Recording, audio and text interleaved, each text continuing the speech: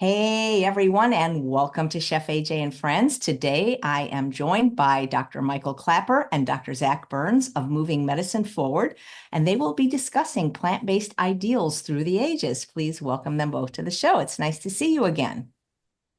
Nice to be here. Good to be with you and your viewers. Hey, Ah, th- everybody. Thank you. Well, I see a very interesting slide. It looks kind of like the old paintings that you see at the Getty. Yes, so we are going to be going way back into ancient history today. We are discussing plant-based ideals through the ages. What I'll do is start with about 30 slides, 20, 30 minutes on my end. Then we'll transition to Dr. Clapper, going into more contemporary medical science, so that we can see the historical and philosophical underpinnings of vegetarianism, now more recently legitimized by scientific studies. And you might think, what are these plant-based doctors doing? Is this just a bunch of vegetarian propaganda? Well, the thing is, there's a natural overlap because as we've come to eat so much animal fat and protein, we see the health consequences. And so the welfare of animals, the welfare of the environment, and the prevention and reversal of chronic disease are one and the same. So we'll start to see that through from an historical perspective. And disclaimer, I'm no historian. I was a philosophy major though, and so I enjoyed putting this together for all of you. All right, so this title painting was done in about 1620, and it depicts Pythagoras. He's the older gentleman sitting down.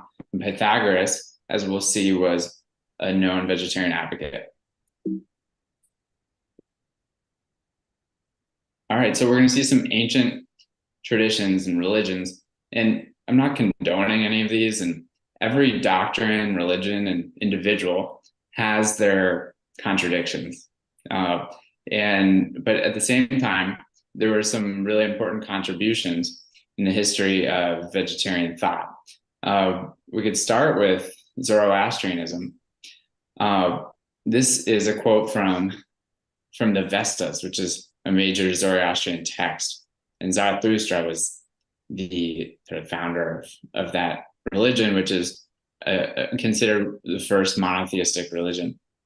Herewith, we now worship the soul of the cow and her fashioner, and we worship our own souls and those of the domestic animals which seek refuge with us, to whom they may belong and to who may belong to them.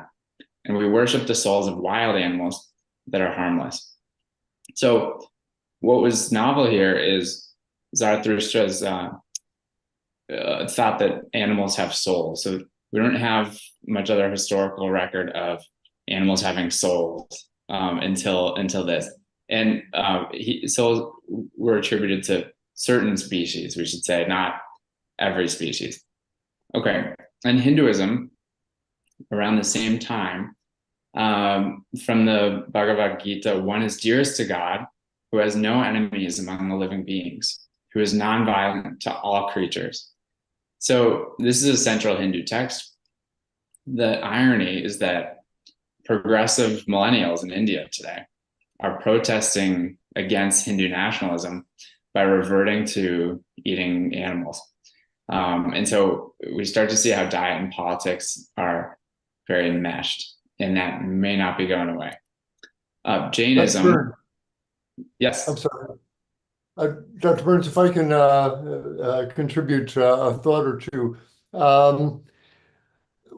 As Dr. Burns said, what were these doctors mucking around with Zoroastrianism philosophy here and all that?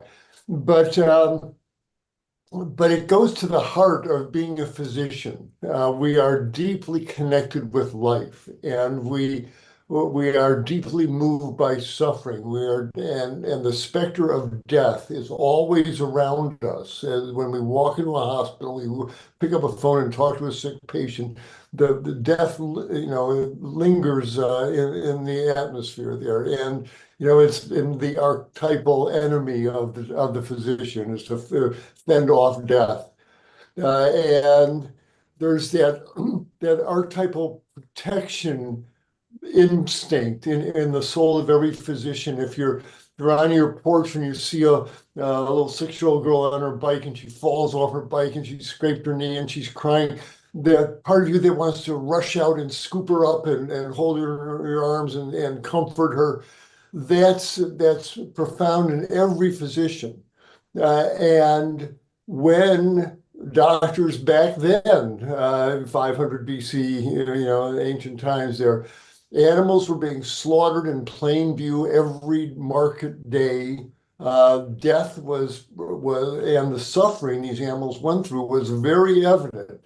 And I'm sure it tore at the heart of physicians back then. And even then, this quote you saw from Zoroaster, that the wild animals, they're innocent. All the creatures, they're innocent creatures. And there's such a fundamental injustice there that, again, tears at the heart of every physician.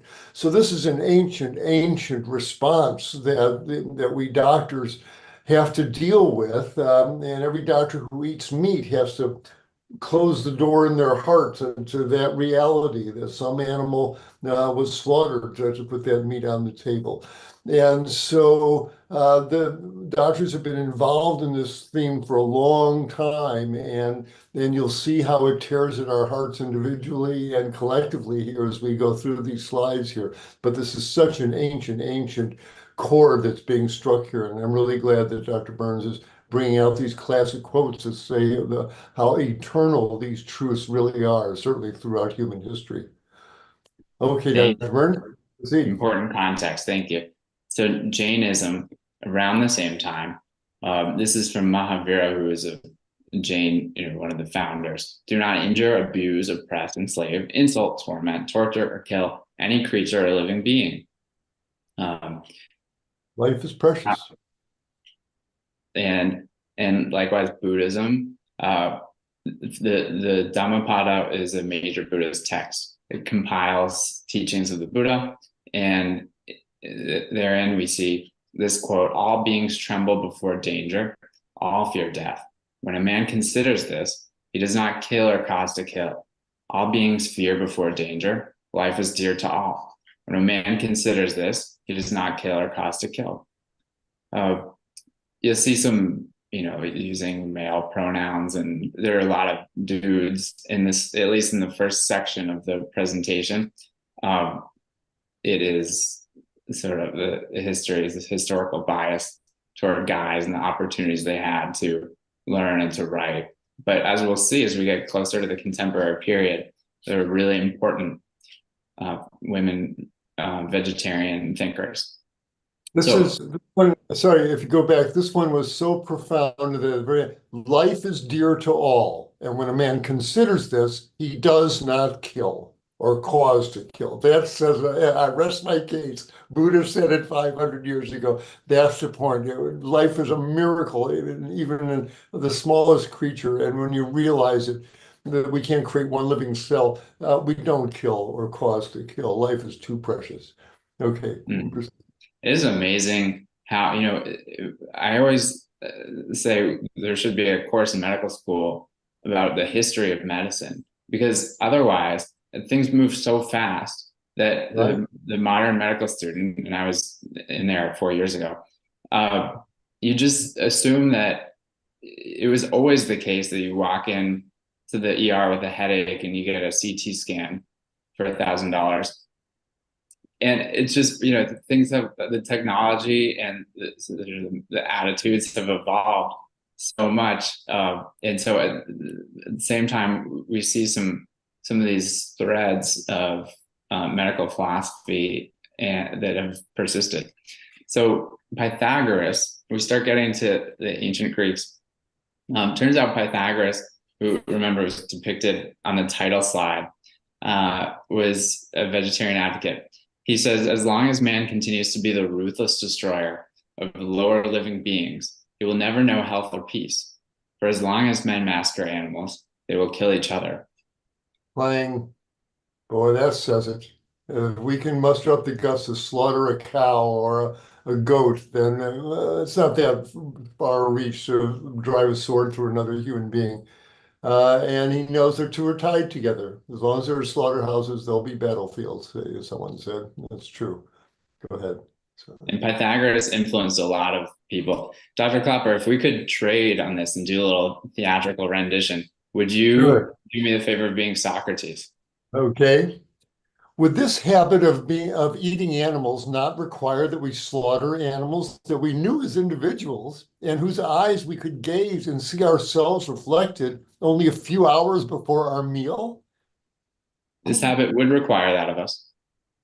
Wouldn't this knowledge of our role in turning a being into a thing hinder us in achieving happiness?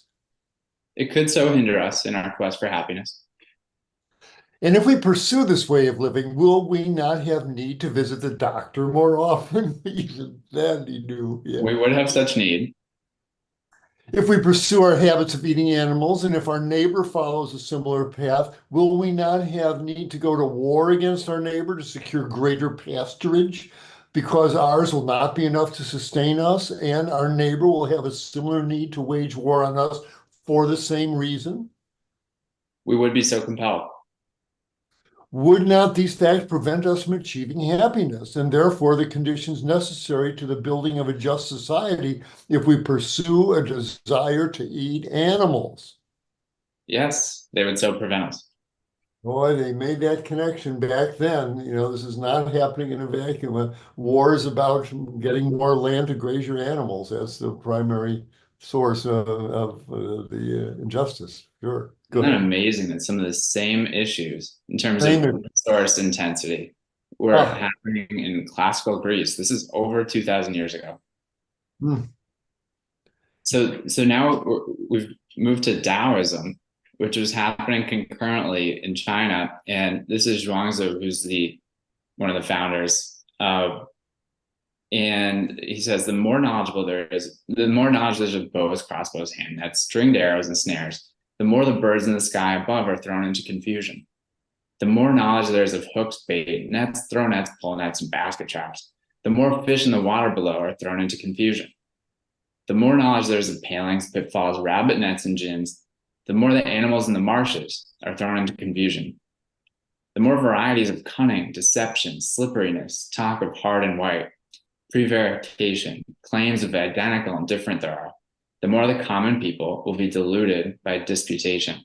So I just want to translate. I was looking into the hard and white theme, and he's referring, it seems, to the yang of yin and yang. So that's the hard and white, whereas the black part is soft and black. And so if we don't understand balance, if we're as he says, too cunning and deceptive, and we're not being sort of clear and comprehensive, then we get confused. We do, and the animals do, when we interfere with ecology. Seneca, back to now in Rome, turn of the millennium here. I now turn to you, whose insatiable and unfathomable gluttony searches every land and every sea. Some animals it persecutes with snares and traps, with hunting nets, with hooks, sparing no sort of toil to obtain them. Excepting from mere caprice or daintiness, there's no peace allowed to any species of beings. Yet how much of all these feasts, which you obtain by the agency of innumerable hands, do you even so much as touch your lips, satiated as they are with luxuries? How much of that animal, which has been caught with so much expense or peril, does the dyspeptic and bilious owner taste? Unhappy even in this, that you perceive not that you hunger more than your belly. Boy, you said it then. Well said, sir. So Seneca is one of the better known skeptics.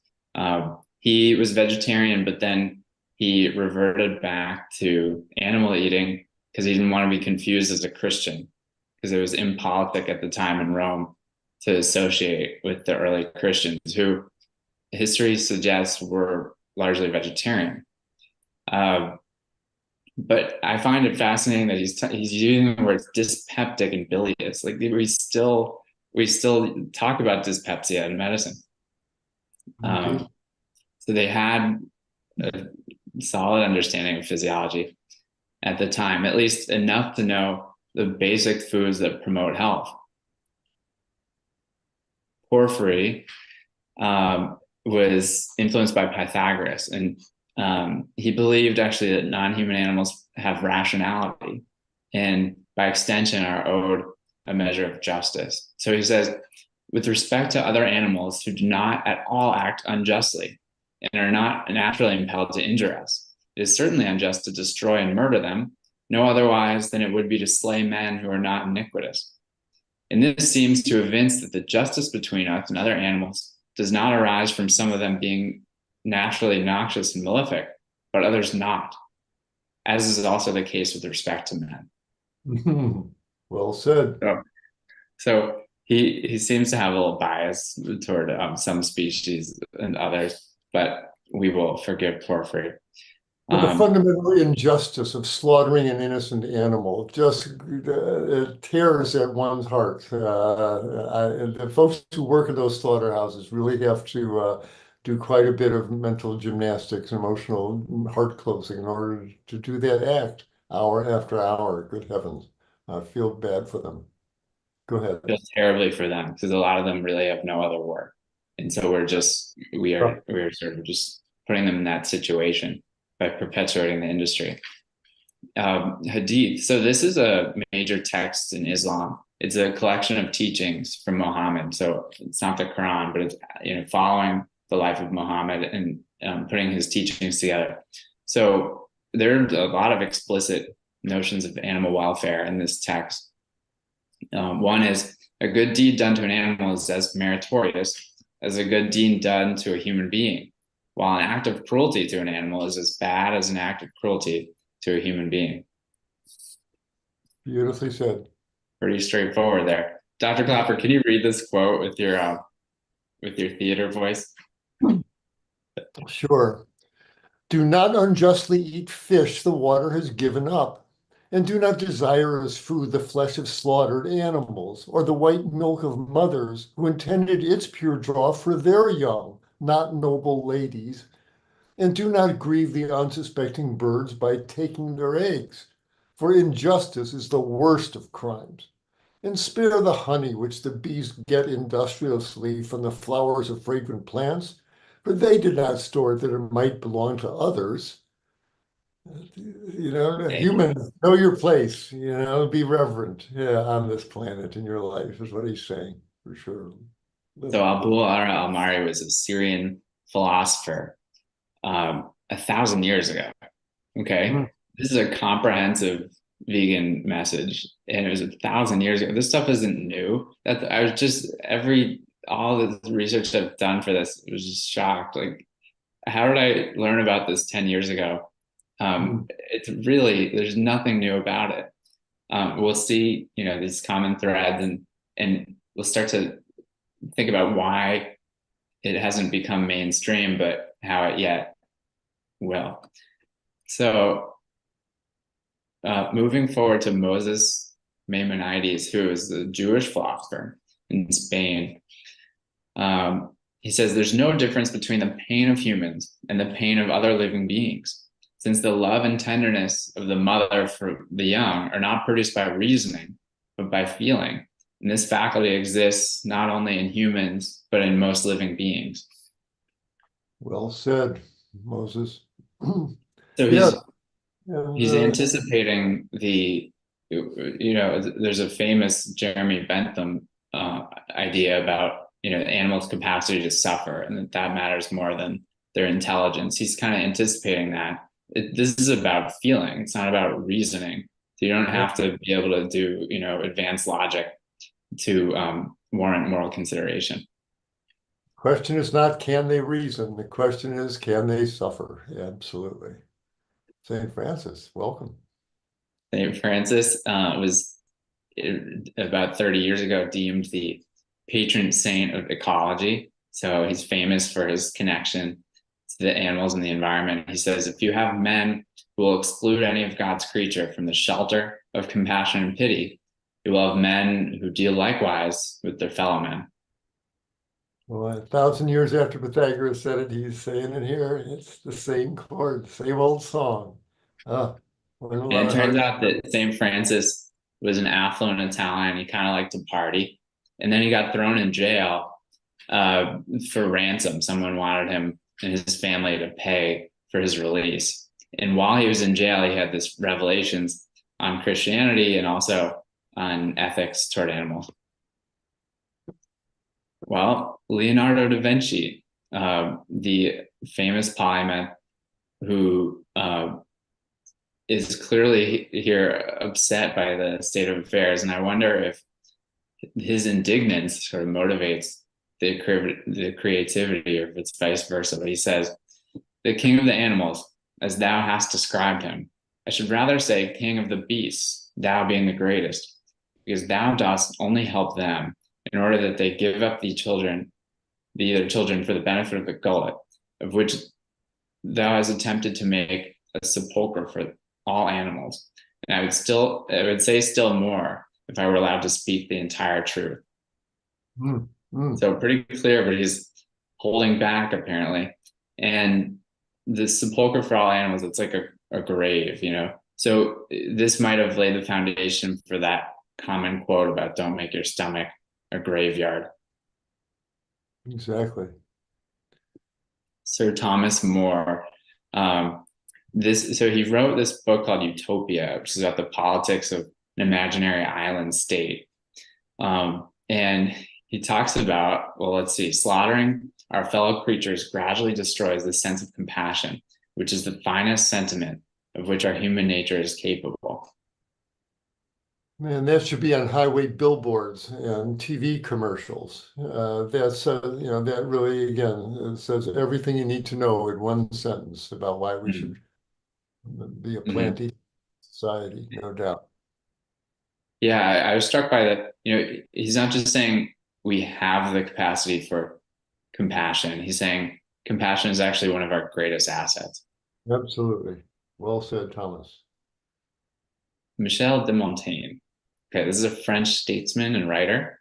He had an influential piece called the Essays. It's a compilation of essays. And he says here, there's nevertheless a certain respect, a general duty to humanity, not only to beasts that have life and sense, but even to trees and plants. We owe justice to men and graciousness and benignity to other creatures. There is a certain commerce and mutual obligation betwixt them and us. Here you have this tight white European guy saying that it's all connected. It's a really Zen Eastern philosophy he's expressing here, that we're all life is connected, and it's a beautiful thing to say, and we should honor that, is what he's saying, of course. And if anyone needs a Halloween idea, you could think about de Montaigne's outfit there. Really? So Thomas Moffat. So he's an English physician, and he was in the hygienics tradition. He has a book called Health's Improvement, and says, can civil and human eyes yet abide the slaughter of an innocent beast, the cutting of his throat, the smashing him on the head, the flaying off his skin, the quartering and dismembering of his joints, the sprinkling of his blood, the ripping up of his veins, the enduring of ill savors, the heaving of heavy sighs, sobs, and groans, the passionate struggling and panting for life, which only hard-hearted butchers can endure to see? He thought and said something about it. Hey, Homo sapiens, what a species. Oh. Go ahead. 500 years ago.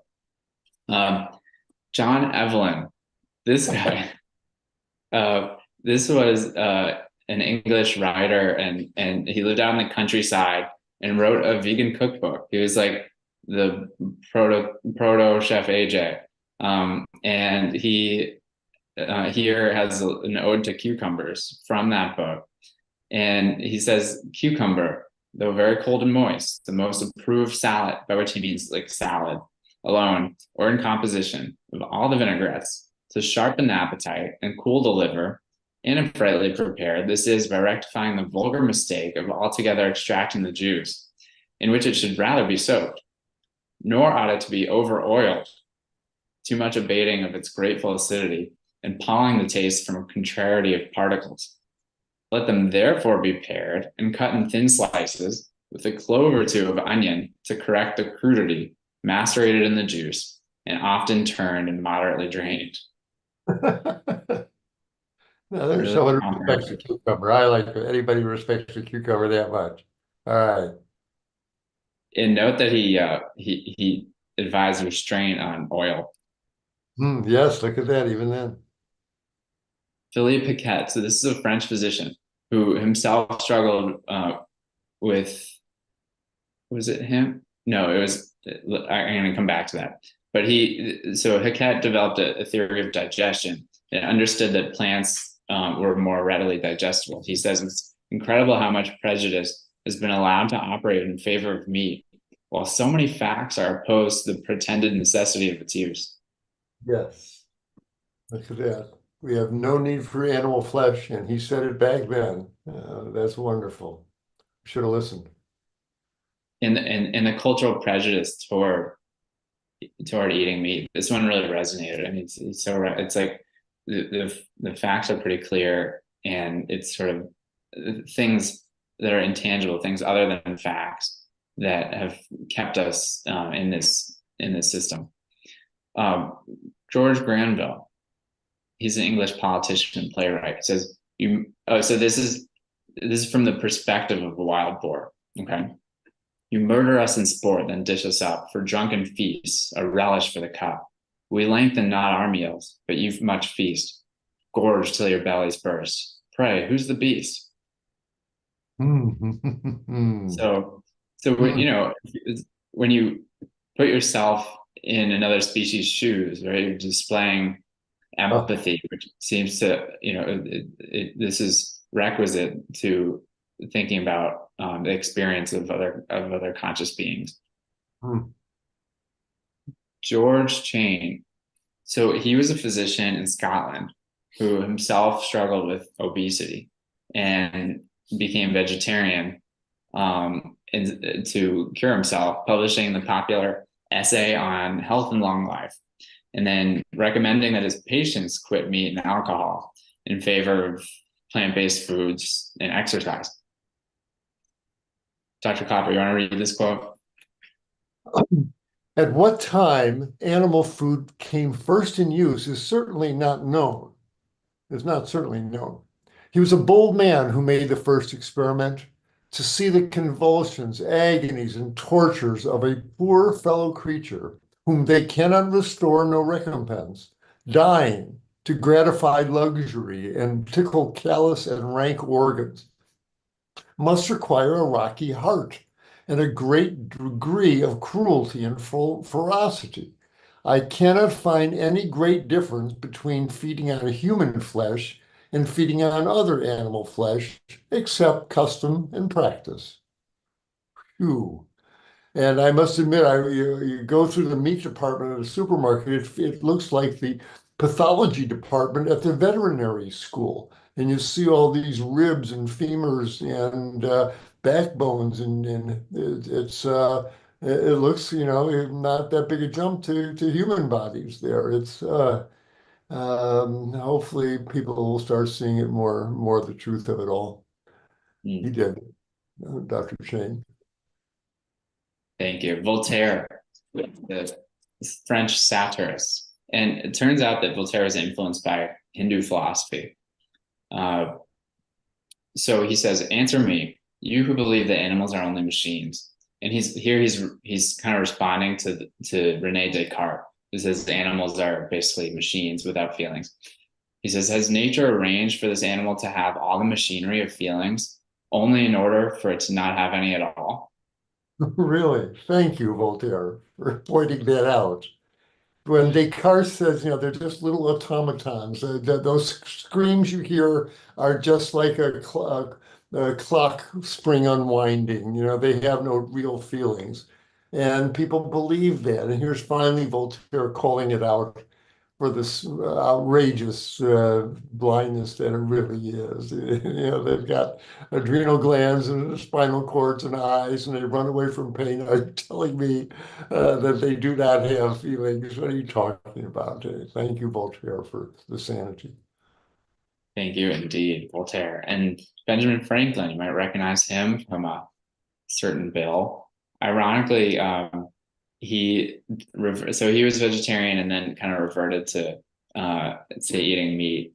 but he makes fun of himself for it. And so this is a separate quote. He says, "So convenient a thing it is to be a reasonable creature, since it enables one to find or make a reason for everything one is a mind to do." So he says that referring to himself when he kind of relapsed to eating animals. So here he says, "Hitherto, I had stuck to my resolution of not eating animal food. And on this occasion, I consider the taking every fish as a kind of unprovoked murder, since none of them had or ever could do us any injury that might justify the slaughter." So, free thinker here. The pattern is that people over history who have had the opportunity to really think and think freely almost inevitably reach this conclusion about our relation to other beings. Okay, so Bronson and Louise Malcott. So these guys are from Concord, Massachusetts, where I'm from. And so I have a soft spot for them and their contemporaries, the transcendentalists, who had a lot of environmental sentiment. Bronson says, "It is calculated that if no animal food were consumed, 1/4 of the land now used would suffice for human sustenance. And the extensive tracts of country now appropriated to grazing, mowing, and other modes of animal provision could be cultivated by and for intelligent and affectionate human neighbors. The sty and stable too often secure more of the farmer's regard than he bestows on the garden and the children. No hope is there for humanity while woman is withdrawn from the tender assiduities which adorn her and her household to the servitude of the dairy and the flesh pots." Whoa, boy. You saw it back then. Even then, today we're talking about how much land is being appropriated by animal agriculture, and 3/4 of the land would be freed up and just a quarter is needed to feed human beings. And boy, he called it back in the 1800. 1/4 of the land now used would suffice for human sustenance. He knew it even then. And how animal flesh production, dominates, what really we should be growing in the garden, and our women should be not working in the dairy and in the pigsty. They should be in the garden and in the kitchen and enjoying a wonderful life outside. Oh my, thank you. And during this time, right, the Industrial Revolution was well underway. And so the transcendentalists, like the Alcotts, saw that this was getting out of hand. And if it continued, we were going to have a serious environmental problem. And it's like, what if we just imagine if we, as a culture, listened to some of these thinkers over time? Could we have avoided some of the calamities? Leo Tolstoy, the Russian novelist. So the immorality of eating animal food has been recognized by all mankind during all the conscious life of humanity. Why then have people generally not come to acknowledge this law?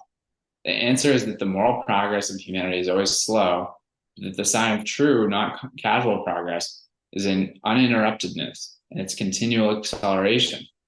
And one cannot doubt that vegetarianism has been progressing in this manner. Thank you, Leo. Yay. Yeah. So Um, yes. You know, Yeah. as long as I think he said, as long as there are slaughterhouses, there will be battlefields, and he knew it, and he lived his truth there. Great respect for Tolstoy, who lived up to that and promoted it. If you only knew how slow vegetarianism would be progressing, I think you'd be a little dismayed. But we're doing everything we can, Leo, to bring it into the 21st century.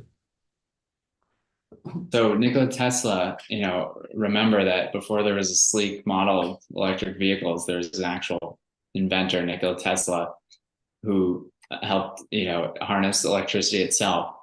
And he talks about oatmeal here. There's no doubt that some plant food, like oatmeal, is more economical than meat and superior to it in regard to both mechanical and mental performance. Such food, moreover, taxes our digestive organs decidedly less, and in making us more contented and sociable, produces an amount of good difficult to estimate. In view of these facts, every effort should be made to stop the wanton and cruel slaughter of animals, which must be destructive to our morals. Good idea. Nice invention, Nikola. pretty straightforward here. I don't eat my friends. Shaw was an Irish playwright who my friend. I don't eat my friends. That's all. End of case. That's all you have to say. That's beautiful. It is. Gandhi, of course, many have heard this quote: "The greatness of a nation and its moral progress can be judged by the way its animals are treated." Amen. By the way it treats its animals and its women. Yeah. Oh my. Yeah. And of course, Gandhi led India to independence in 1947. Both of our countries need some work, but progress has been made. Albert Schweitzer, do you want to read this one, Dr. Klaper? It's the fate of every truth to be an object of ridicule when it is first acclaimed. It was once considered foolish to suppose that Black men were really human beings and ought to be treated as such. What was once foolish has now become a recognized truth. Today, it's considered an exaggeration to proclaim constant respect for every form of life as being the serious demand of a rational ethic. But the time is coming when people will be amazed that the human race existed so long before it recognized that thoughtless injury to life is incompatible with real ethics. Ethics is unqualified. Ethics is, in its unqualified form, extended responsibility to everything that has life. Reverence for life is what he was for all life. So Schweitzer was and Ten Commandments says, "Thou shalt not kill." It does not say, "Thou shalt not kill men." It says, "Thou shalt not kill." You know, we can't miss the important message there. Go ahead. Yes. Yes, our sort of selective interpretation. Now, this was a minister and an organist, and then he later became a physician. Yes. He was an inconsistent vegetarian, but he still put forth some of these important thoughts. Moving into the 20th century, so Cesar Chavez, he's a labor organizer, a Mexican-American man. Labor Day is coming up. He says, "We need in a special way to work twice as hard to help people understand that animals are fellow creatures, but we must protect them and love them as we love ourselves." Yes, I met Cesar. He gave me a ride up to his home in Tehachapi one evening, and we had a lovely talk. And he really lived it. He was a true vegetarian and just a truly gentle man. And the two it's inconsistent, incompatible to, if you're truly gentle, to still pay for the slaughter of animals. There's an incompatibility there that he was finally at home with. I did not know you'd met him. That's super cool. Yes, I was lucky in that way. Yeah. Coretta Scott King. Veganism was the next logical extension of Martin Luther King Jr.'s philosophy of nonviolence. Yep. Pretty straightforward there. This quote is attributed to her, but also her son. It's unclear who said it, but her son and she went vegan after King's death. And it kind of sums it right up there. And finally, Dr. Klaper and Chef AJ. So without further ado, let me stop sharing and Dr. Klaper, I'll pass you the torch to discuss some of the literature. Okay. So to the viewers here, this walk up memory lane through the ages here by two physicians is just letting us resonate a chord that is always playing in our souls, but we have to keep it muffled when you're in a scientific meeting or dealing with other doctors or dealing with a lung abscess. You know, the non-slaughter of animals does not enter into that, and medicine can be very sterile without it. But it's this underlying compassion is the beating heart of medicine, and I think all true physicians, resonate with this on some level. So we've been bringing it up through the ages, see how long this was going on. So what I'm going to do is take some of that energy and take you along on my personal journey to becoming a plant-based physician, where the landmark milestones that that said, over here, doc, the plant-based truth that you're feeling in your heart by not killing animals, which alone makes it worthwhile to become vegan. There's actually good scientific basis for it, and people are going to be looking for that from you. So you better know wherewith you speak. So with that, I will share my screen here, and if I can find. And while you're doing that, so I went late, and I know Chef AJ has a hard stop, so we'll do as much as we can, and then next That's time right. we finish, we'll continue next time. Yeah, we'll stop at 2 minutes before the top of the hour here. Okay, if I can. The philosopher Goethe said, what you know about, you see. Once you know about something, you start seeing it everywhere. And that's certainly true when it came to my quest to learn more about the role of plant-based diets in human health. Um, It started with me after I became vegan. My body, I lost 20 pounds of unwanted fat, felt my body function better. It was great waking up in a nice lean body every day. And my cholesterol went to normal, my blood pressure went to normal. I think, is this a reasonable thing to do and to recommend to my patients? Well, I had to start with the realization that the biggest, most powerful animals on the planet do not eat meat. They create these magnificently muscular bodies on plant-based fare only. And the fact that these mammals can convert raw plant materials into living, breathing mammalian muscles tell me that the mammalian body is capable of doing this plant to flesh transformation. And I happen to have one of those mammalian human bodies. And because there have been vegetarians throughout history, I knew it was physiologically possible. I started from the bedrock. I'm not going to argue with any buffalo or any elephant. It's absolutely physiologically doable. And that gave me a huge amount of confidence to start looking for scientific validation and feel good about the whole nature of the quest. Every gorilla knows it. I want to know what every gorilla knows. And back then, and this is in the early 1980s, I began looking around for validation. And it turns out the internet was just coming online. Well, the computers were just starting to happen. But I was able to go to libraries and places and saw that there were athletes who were vegetarian. Dave Scott was setting records in long distance running. Murray Rose was an Australian swimmer who was a vegetarian, won gold medals at the Olympics. And Bill Pearl, this magnificent bodybuilder, he's vegetarian. I think he's vegan, actually.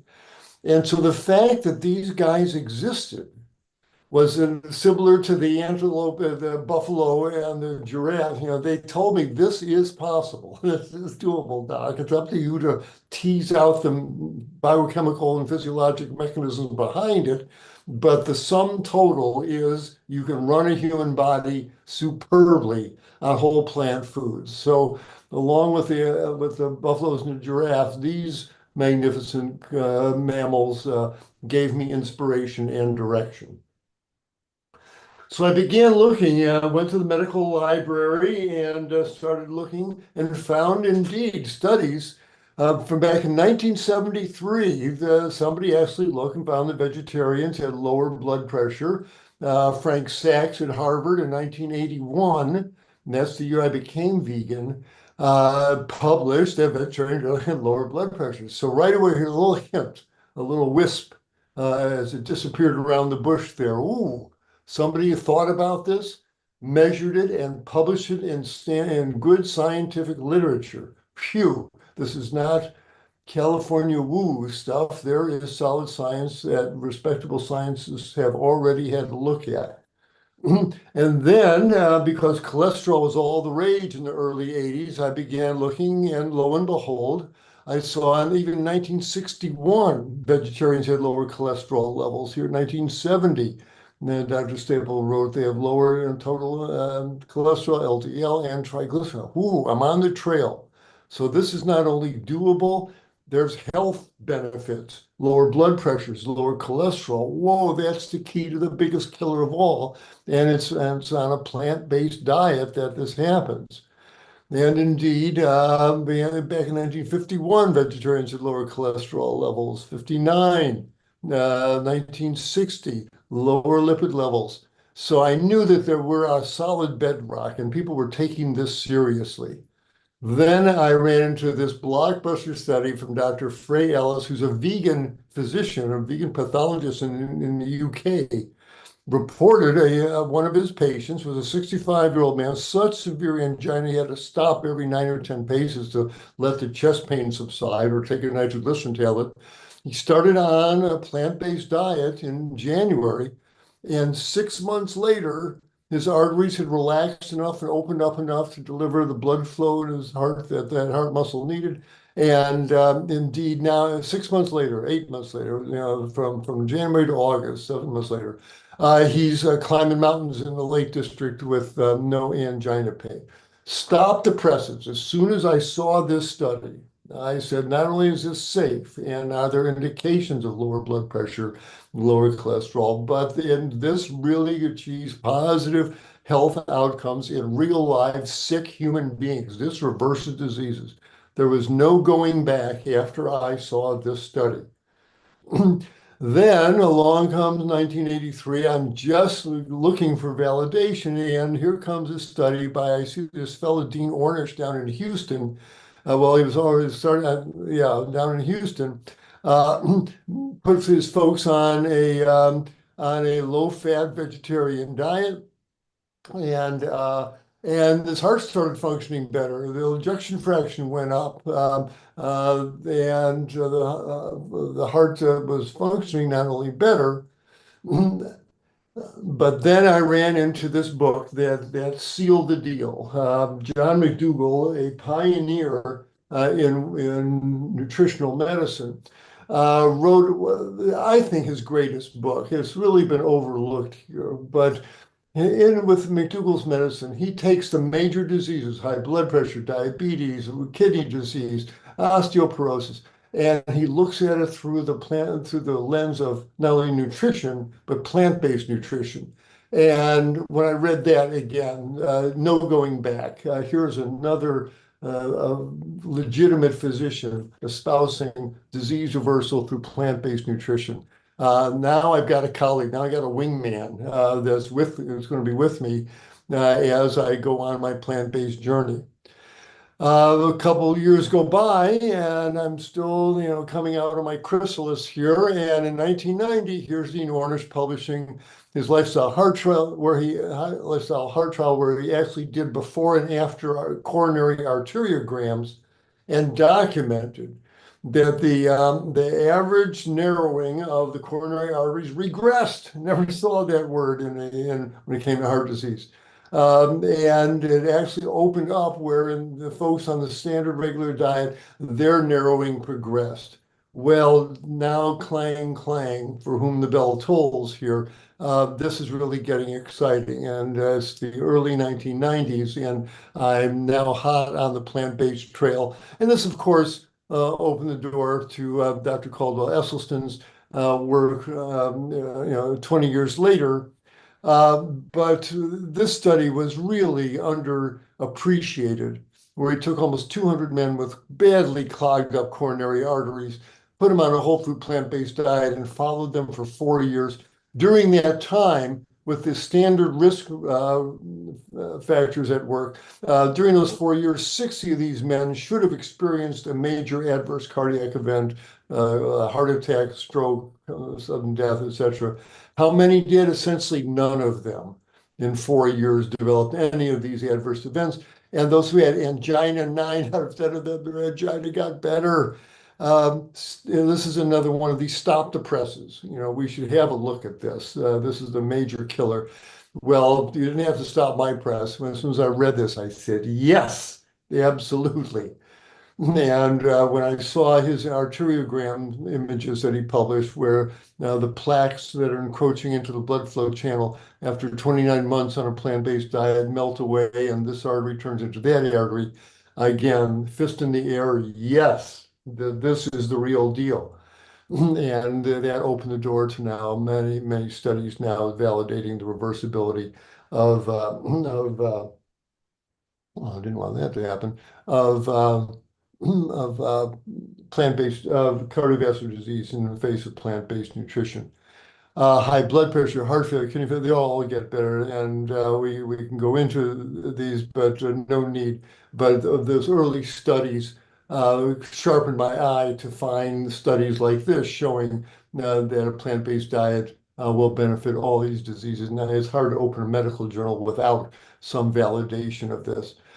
Then, back in 1985, I run into Olaf Lindahl's study for his asthmatic folks, that he put them on a plant-based diet. And within a year, a significant decrease in asthma symptoms. In almost all cases, medication was withdrawn or drastically reduced.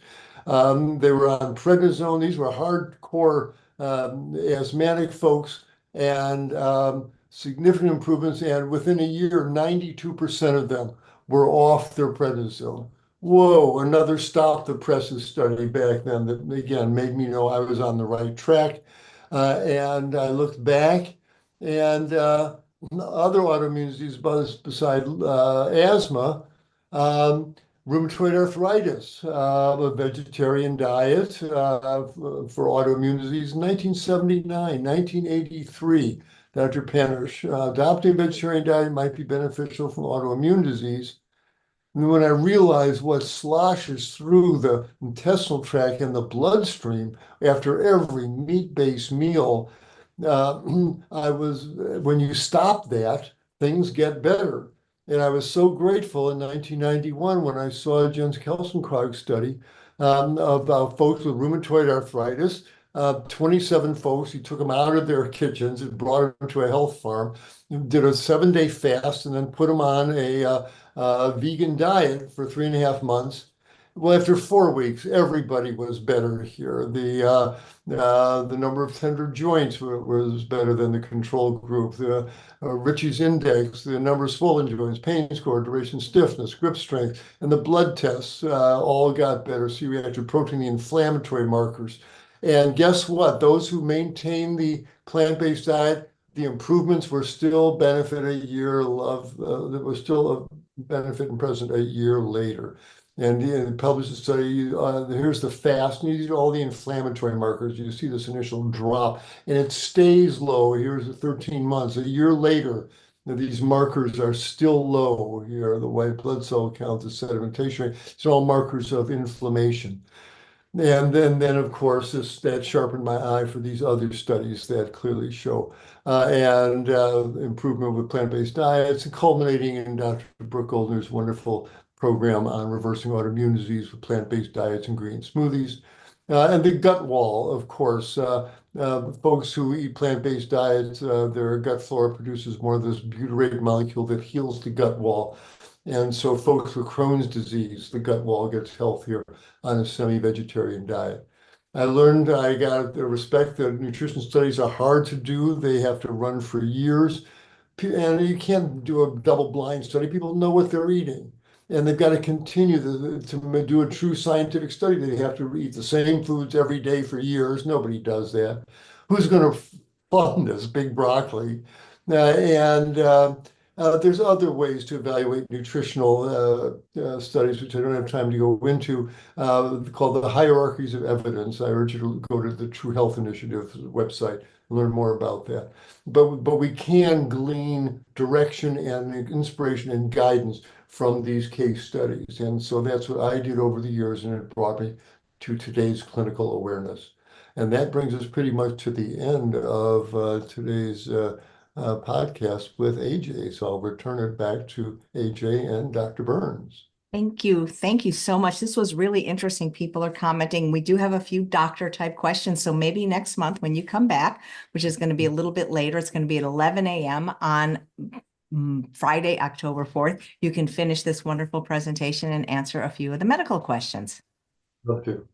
And I'm so sorry to cut you guys short, but my book came out this week and I need everybody to pre-order it so I can become a New York Times bestseller. And in 1 minute, I'm going to be jumping on Doug Evans, the Sprout Man's Instagram channel to talk about the book. Great. At my standing desk, I'm giving you a standing ovation. Thank you so much. Well, you got to try some of the recipes at CUCA College. We made them right for you. So indeed. Thank you. Will do. Thank you so much. And thanks everyone for watching Chef AJ and Friends. Please come back next Tuesday at 1 p.m. Pacific time. That's Tuesday, September 3rd for Dr. Doug Lyle for Straight Talk.